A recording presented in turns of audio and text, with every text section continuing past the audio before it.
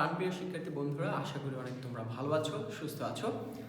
আজকের আমাদের topics class 4 এর subject English, unit 26, lesson 1, 2 and 3, page number 52। তো বন্ধুরা, পড়ার পূর্বে অবশ্যই কিন্তু বইটি হাতে নেবে এবং লাইন টু লাইন ম্যাচিং করার ট্রাই করবে। তো চলো আমাদের সেকশন এতে কি রয়েছে দেখছি। Read and say. Hi Farah, do you like sports? Yes, I do. What is your favorite sport? Well, I like cricket. Wow Farah, cricket is my favorite sport too. তো বন্ধুরা, আমরা যে অংশটি দেখলাম আমরা একটু বই থেকে আবার দেখার চেষ্টা করি। কি বলেছেন লক্ষ্য করে বিজয় বলেছে, high Farah, do you like sport? তো হাইয়ের পরে কিন্তু একটি কমা রয়েছে, কেন রয়েছে সেটা কিন্তু বুঝতে হবে। High Farah, do you like sport? তুমি কি খেলা পছন্দ করো? ফারা বলছে ইয়েস আই ডু। লক্ষ্য করো ইয়েসের পরে একটি কমা রয়েছে, কেন রয়েছে সেটা আমরা পরে জানবো। হ্যাঁ, আমি পছন্দ করি। বিজয় বলছে what is your favourite sport? Favourite অর্থ প্রিয়, স্পোর্ট মানে খেলাধুলা। তোমার প্রিয় খেলার নাম কি? ফারা বলছে ওয়েল। লক্ষ্য করো ওয়েলের পরে কিন্তু একটি কমা রয়েছে। আই লাইক ক্রিকেট, আমি ক্রিকেট খুব ভালোবাসি। বিজয় বলছে ওয়াও। লক্ষ্য করো ওয়ার পরে একটি কমা রয়েছে। Wow Farah, cricket is my favourite sport too. লক্ষ্য করো এই টু এর আগে কিন্তু একটি কমা রয়েছে। বিজয় বলছে ক্রিকেট আমারও পছন্দ। তো এর বিস্তারিত আমরা দেখছি কেন এখানে কমা রয়েছে। Do activity A from your textbook. Language focus. Aziz, is this pen yours? Read the dialogue in activity A again. Underline the commas. তো বন্ধুরা, ইউজ অফ কমা, কমা কোথায় ব্যবহার করে খুব মনোযোগ সহিত লক্ষ্য করবে। After yes and no in answer to questions, অর্থাৎ কোনো প্রশ্নের উত্তর যখন আমরা ইয়েস এবং নো দিয়ে দেব, এই ইয়েস এবং নো এর পরে অবশ্যই আমাদের কমা দিতে হবে, যেটা আমরা দেখেছি ফারা বি এবং বিজয়ের স্টোরির মধ্যে। কেমন? ফারা এবং বিজয়।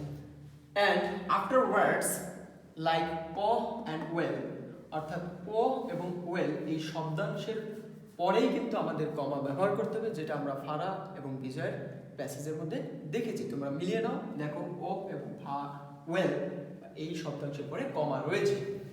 Before the word to at the end of a sentence, অর্থাৎ সেন্টেন্সের শেষে, বাক্যের শেষে যদি টু শব্দটি থাকে, ঠিক টু শব্দের আগে অবশ্যই আমাদের কমা ব্যবহার করতে হবে। লক্ষ্য করো এই ফারা এবং বিজয়ের স্টোরি ঠিক লাস্টের অংশেই কিন্তু লাস্টের সেন্টেন্সে টু আছে এবং টু এর আগে কিন্তু একটি কমা রয়েছে। কেমন?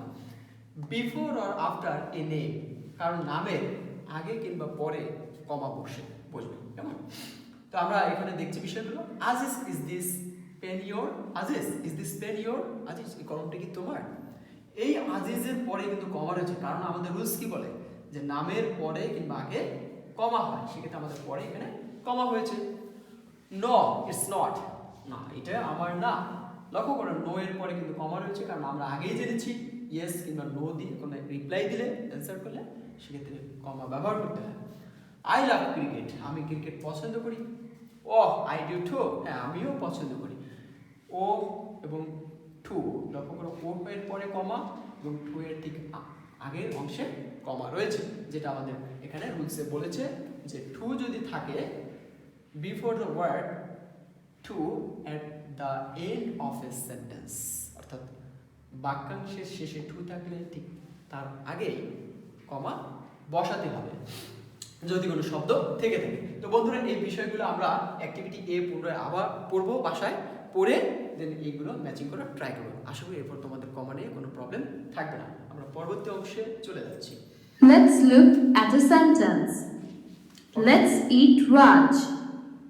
Let's eat Raj. Comma is very important. It shows a pause. Putting it in a different position can change the meaning of the sentence.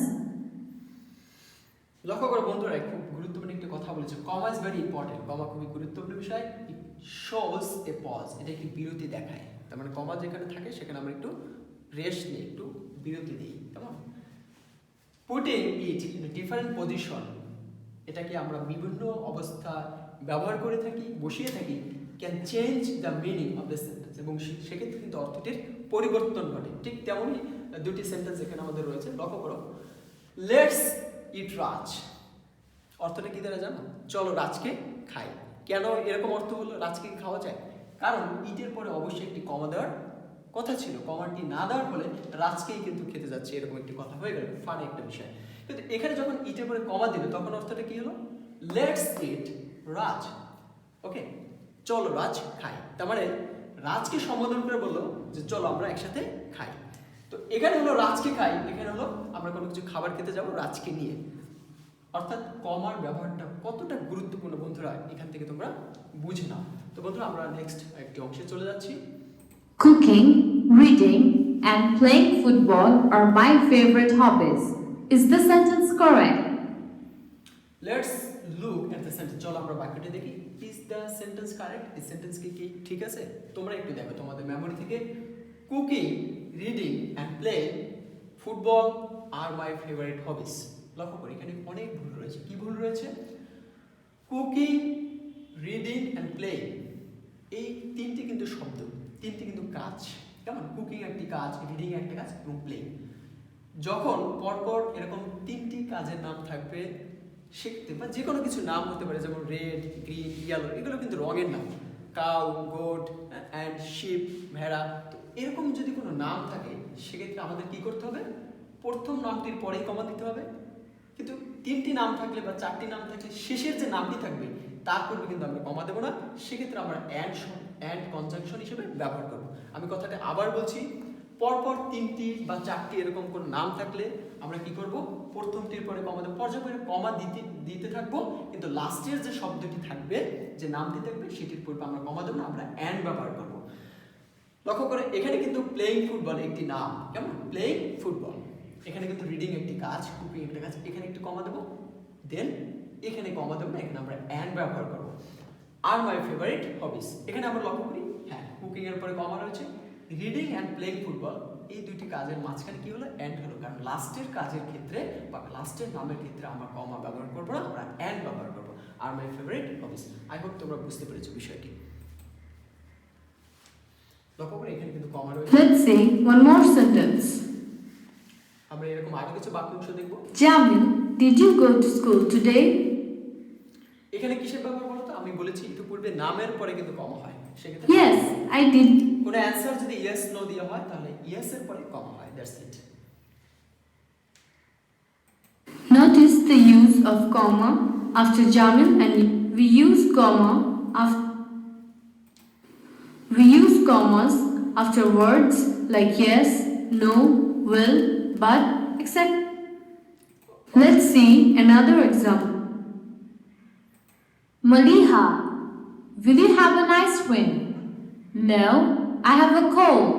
ওকে বন্ধুরা, এই বিষয়টি নিয়ে আরো ইতিপূর্বে আলোচনা করেছি, কেন কমা হয়েছে। কেমন? Add commas to the dialogue. Then say the dialogue in pairs. এটা কিন্তু আমাদের বইয়ের সি পার্টে রয়েছে, এখান থেকে মিলিয়ে নাও। কমন বলছে hi Shanta, how are you? Shanta তুমি কেমন আছো? আমরা কিন্তু জানি যে হাই এর পরে কিন্তু অবশ্যই কমা দিতে হবে। সো এখানে Hi Shanta, how are you? Okay, so এখানে হাই এর পরে কি হবে? কমা হবে। কেমন? দেন এখানে নোট অফ এক্সক্লেমেশন রয়েছে। I'm fine, Komal. এখানে কি রয়েছে দেখো, আই এম ফাইন কমন, আমি ভালো আছি। তো আমরা কিন্তু জানি নামের পূর্বে কিন্তু কখনো কমা হয়, তাই না? পূর্বে হয়, পরে হয়। এক্ষেত্রে নামটি যেহেতু শেষে রয়েছে অবশ্যই পূর্বে পূর্বে comma. Shanta, do you like coconuts? Okay, Shanta, do you like coconuts? তুমি কি নারকেল পছন্দ করো? নামের পরে কিন্তু কমা হবে অবশ্যই। Shanta, Yes, I do. I love them. কোনো প্রশ্নের উত্তর যদি ইয়েস নো দিয়ে হয় তাহলে কমা হয়, that's why. I do too. ওকে, আমরা কিন্তু জানি টু থাকলে টু এর পূর্বে অবশ্যই কমা বসাতে হয়। কেমন? তো শিক্ষার্থী বন্ধুরা, আমরা বিষয়গুলো বারবার দেখার চেষ্টা করব, বোঝার চেষ্টা করব, তাহলে তোমাদের কোনো ধরনের সমস্যা থাকবে না। তোমাদের কাজ হলো এইটাকে বারবার রিভিউ করা এবং বইয়ের সাথে ম্যাচিং করানো। ওকে, তো শিক্ষার্থী বন্ধুরা, তোমরা ভালো থেকো, সুস্থ থেকো, আল্লাহ হাফেজ।